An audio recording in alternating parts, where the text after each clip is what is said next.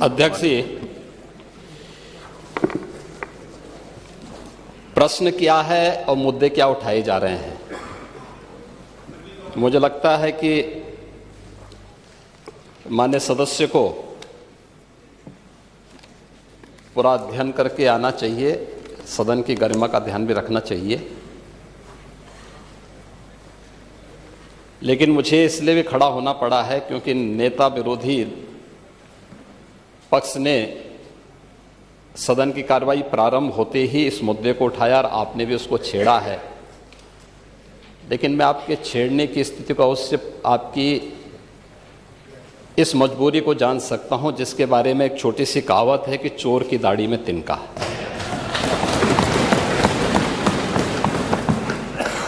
प्रश्न है नकली दवाओं के सेवन से होने वाली मौतों के बारे में, जिसके बारे में उनको उत्तर दिया गया है कि इस प्रकार के कोई भी प्रकरण अभी तक उत्तर प्रदेश सरकार के संज्ञान में नहीं है। दूसरा, समय समय पर इस दिशा में खाद्य सुरक्षा और औषधि प्रशासन विभाग के द्वारा छापेमारी की कार्रवाई भी होती है। उत्तर प्रदेश के अंदर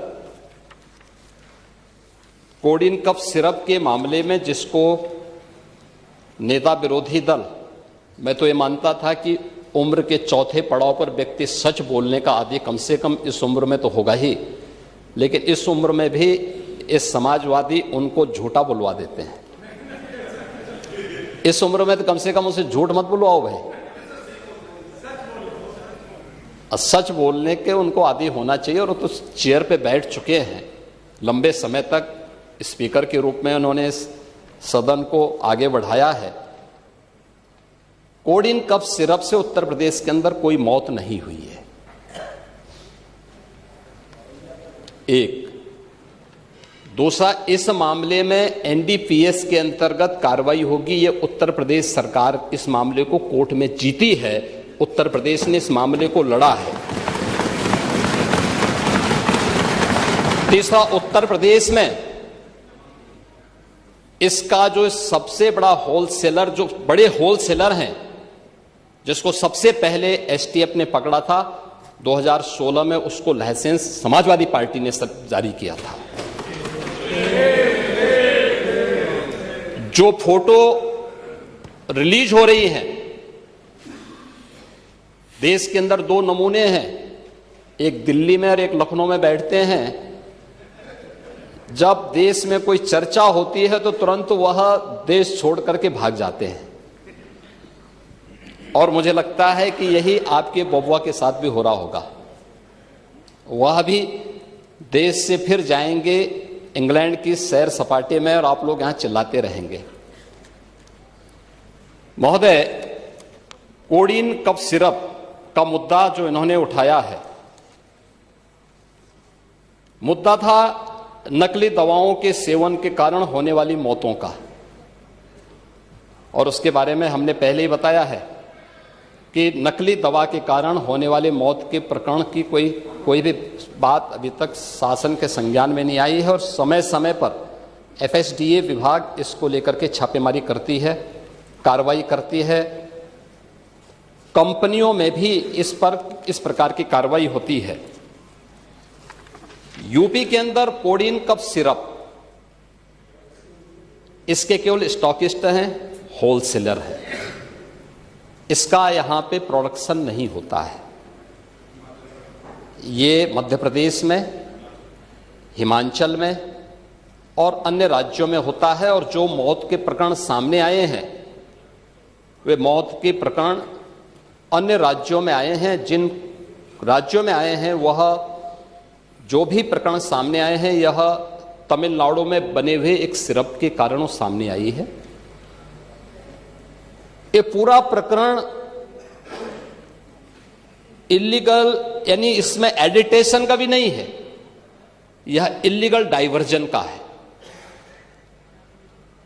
इस डाइवर्जन के माध्यम से इन होलसेलर ने, जिसमें सहारनपुर का भी है, गाजियाबाद का भी है, वाराणसी का भी है, लखनऊ का भी है और कानपुर का भी है, इन लोगों ने इसको उन देशों में पहुंचाया है, उन राज्यों में पहुंचाया है जहां मद्य निषेध है, लेकिन वहां पे नशे के आदी लोगों को इसको लेने की एक आदत सी है, तो वहां पर उसका दुरुपयोग किया गया है, जबकि बिना चिकित्सीय परामर्श के इसका सेवन नहीं हो सकता, खासतौर पर बच्चों के लिए। एडल्ट भी चिकित्सीय परामर्श से ही इसका सेवन करता है। कौन ऐसा व्यक्ति है जिसने कफ सिरप नहीं लिया? खांसी होती है, हर व्यक्ति लेता है, लेकिन चिकित्सीय परामर्श से उसमें लिखा जाता है। क्योंकि पढ़ाई लिखाई से आप लोगों का कोई वास्ता है नहीं, इसलिए आप लोग हमेशा इस प्रकार की बातें करते हैं।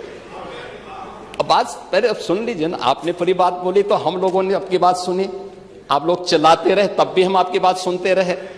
अब कम से कम हमारी बात तो सुन ले।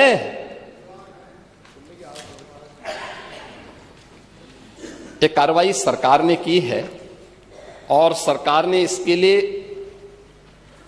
79 अभियोग अब तक दर्ज किए हैं। इसमें 225 अभियुक्तों को इसमें नामजद किया है। 78 अभियुक्त अब तक गिरफ्तार हुए हैं। 134 फर्म पर एक छापेमारी की कार्रवाई हुई है और इसमें अब तक जिन क्षेत्रों में ये आई हुई अलग अलग राज्यों से जुड़े हुए यह सभी केंद्र हैं, और मुझे लगता है अगर आप इसकी गहराई में जाएंगे तो घूम फिर करके वही मामला है कि वो कहीं ना कहीं कोई ना कोई समाजवादी पार्टी से जुड़ा हुआ नेता या उनसे जुड़ा हुआ कोई ना कोई व्यक्ति उसकी चपेट में आता है। और इलीगल ट्रांजैक्शन भी जो हुआ है वह भी आपकी लोहिया बहाने के एक पदाधिकारी के अकाउंट के माध्यम से हुआ है। एसटीएफ इसकी जांच कर रही है। इस पूरे मामले में हाई कोर्ट से उस पूरे मामले को एनडीपीएस के अंतर्गत इस मामले में मुकदमा चलना चाहिए। यह उत्तर प्रदेश सरकार ने इस लड़ाई को लड़ा है और उसको जीता है, और इस मामले में कोई भी अपराधी छूटने नहीं पाएगा। और चिंता मत करिए, समय आने पर बुलडोजर एक्शन भी उसकी तैयारी भी रहेगी। उस समय चिल्लाना मत करिए।